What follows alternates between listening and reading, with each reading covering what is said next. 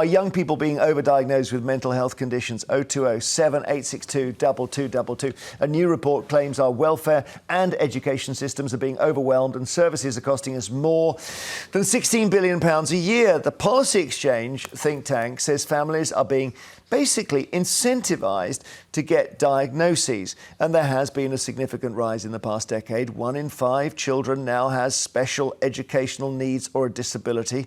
Former Health Secretary Jeremy Hunt has backed the report, saying we are medicalising and diagnosing the routine, which can undercut grit and resilience. Daryl, you've talked before about ADHD. What do you think of this? Well, I don't agree with that. Well, there's a few things that are sort of being folded in together here, which about mental health conditions and neurological conditions. So I have ADHD, which is a neurological condition. It's not a mental health condition. It isn't sort of based on how I feel. It's based on the structures of my brain. I have a structurally different prefrontal cortex to probably you, Annabel, to probably you, Jeremy, maybe Jeremy. Well, or maybe not actually. No. Well, I don't know. No, I mean, I'm now worried. Genuinely, I think I'm going to, at some point, I'm going to get diagnosed with something. Well, I think it's entirely possible, and you might not need a diagnosis. You've No, I done don't. very well I for don't. yourself, and that's fine. And you're not going to need any government support. It doesn't need to be a massive drama. It's nothing that you need to wear as a label. It's nothing you even need to, talk about. If you're getting on absolutely fine, then no problem whatsoever. I think we have to be careful not to conflate mental health conditions with neurological conditions. I just want to make a point on ADHD specifically, though, which relates to overdiagnosis, because we would expect in a population about 3 to 4% of a population to have ADHD, to be diagnosed with ADHD. That would equate to 2.8 million people in the United Kingdom. We have 800,000 people diagnosed with ADHD in the United Kingdom. 2,700 of those are on medication. So we still, for all of the talk, for all of the assumption that we overdiagnose, the honest truth is, the stats tell us, we cannot deny, the stats tell us that 1/3 of those people who we would expect to have ADHD have a diagnosis. I think that's with respect to misreading, because those 800,000 are mainly young. And you've given not necessarily the whole population. That's not necessarily. No, that's actually not true, because what we've seen is a massive explosion in the number of people older having adult diagnoses, particularly post-pandemic, for a number of reasons, actually. The pandemic in itself, our routines changed, and therefore those sorts of characteristics were exposed more. We became much more aware of it, and therefore people sought diagnosis. The vast majority of those people, by the way, don't actually get support. They don't need government support. They don't need medication. The bottom line is that we don't overdiagnose, we underdiagnose. Okay, Annabel. Well, we have undoubtedly seen an absolute explosion in the number of young people who have been diagnosed with neurodiversity in recent years, and so on the current trajectory, we are, I suspect, going to surpass that 2 million figure very, very quickly that you set out, Daryl. I am worried that the incentives are very strong for parents to get these diagnoses for their children. They will be given things like extra time. Indeed, around 40% now of pupils in private schools are getting extra time in their exams. In private schools? In private schools, yes. But even in state schools, it's in the mid-20s. So it's very high figures. No one ever, back in the day, no one ever got extra time. The number of people who are being awarded these ECHP certificates, and they're getting SEND support in schools. It's not sustainable, Jeremy. That's the problem. The cost of all of this is absolutely enormous. And, of course, parents are going to want their children, who may have a sort of minor neurodiverse condition, to get support, one-to-one support from a teacher in schools. But I think there's the cost issue. There's also the fact that there will be children who've got very serious autism, for instance, who won't then get the attention that they need because it's all being diluted so much. And I think, Daryl, you made a really important point about it not becoming a part of somebody's identity, but just something that they've been diagnosed with, they're aware of it, and they might adapt accordingly. But I do think there are a lot of people who will begin to see it as a disability, and they will see it as a label, and they will see it as part of their identity, and that might hamper them in some ways, not to mention the fact that if they're getting special treatment in school, they might expect that later in life, right. Well, when the workplace can't possibly accommodate it. Well, maybe workplace will have to. Earlier this week on the show, you might remember the caller who just said the problem is that basically it's nothing to do with illness. Young people can't work as hard as older people, and they're always tired. Everything's done for them. They're always tired, and I'm not having a go at the young people. It's not their fault, but everything's prepared for them. Yeah. Older people worked harder. They struggled. That was it. That was the firm word. I mean, that's the firm word, Daryl. Yeah, I mean, but it's obviously nonsense, isn't it? And it's a complete trope. There's no evidence for that whatsoever. There's also no evidence that the overdiagnosis is somehow overburdening the system. And I think there's two things we have to understand in isolation here. That is, people getting a diagnosis for things and people needing support for things. Those two things are slightly different. We can absolutely debate the idea as to whether or not people need SEND support, whether they need these to be put on these programs, whether they need medication. We can talk about the pharmaceutical industry and pharmaceuticals, etc.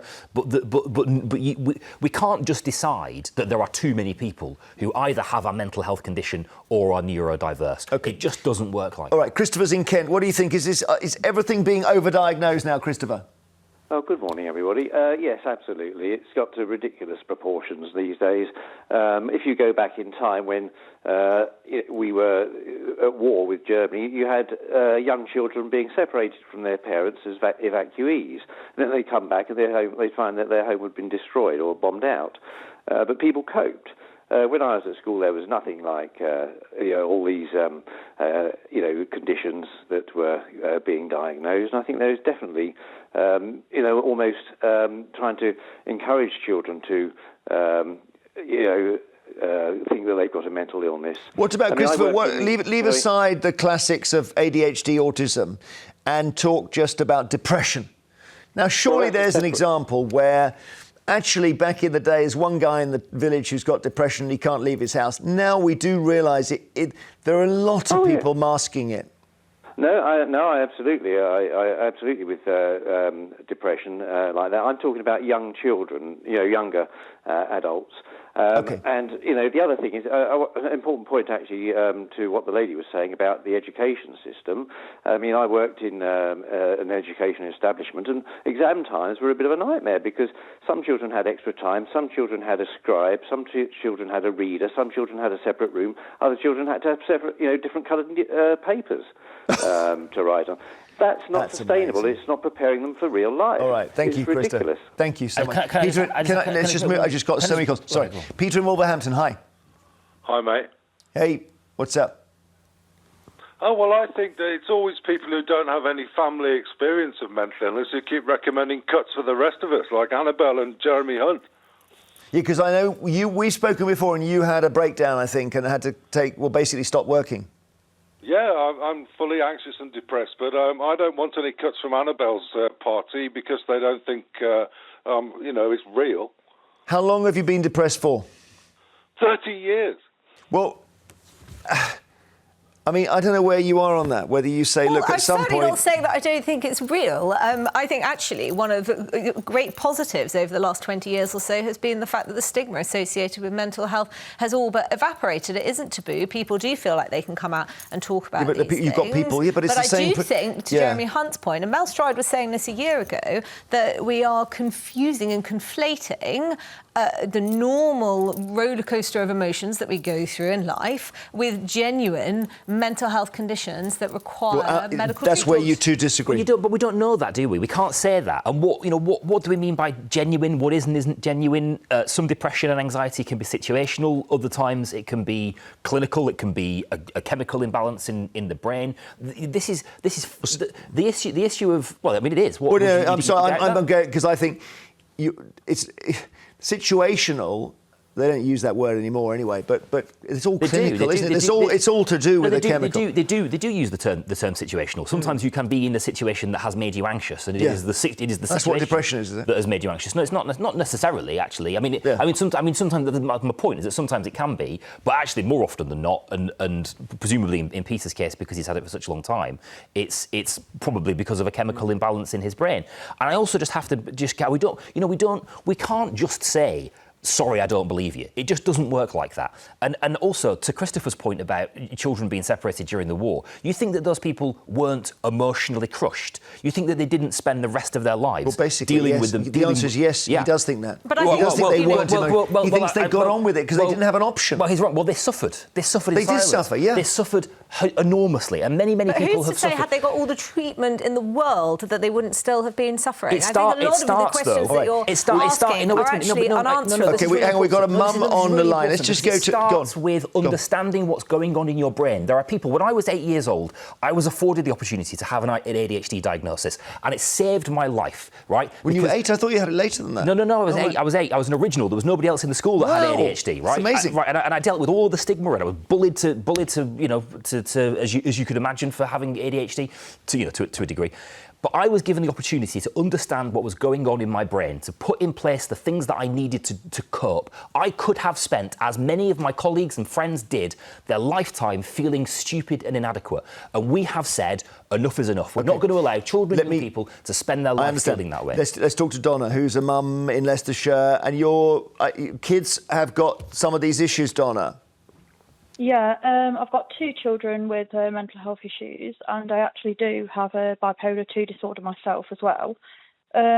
Speaking from somebody who's been through the system from start to finish, if anything, I think we're not overdiagnosing people, definitely not. It took me probably the best part of 9 years to get a diagnosis for myself. It's took me a battle to get one for my children.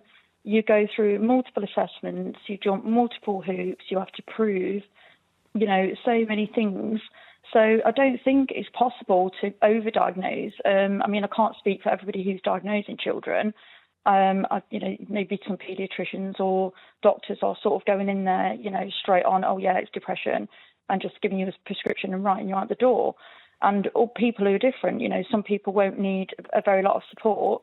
Other people will need, a detrimental support and a lot of medication, like myself. I appreciate it. Bipolar is tremendously serious. I appreciate that. Donna, thank you very much. Later.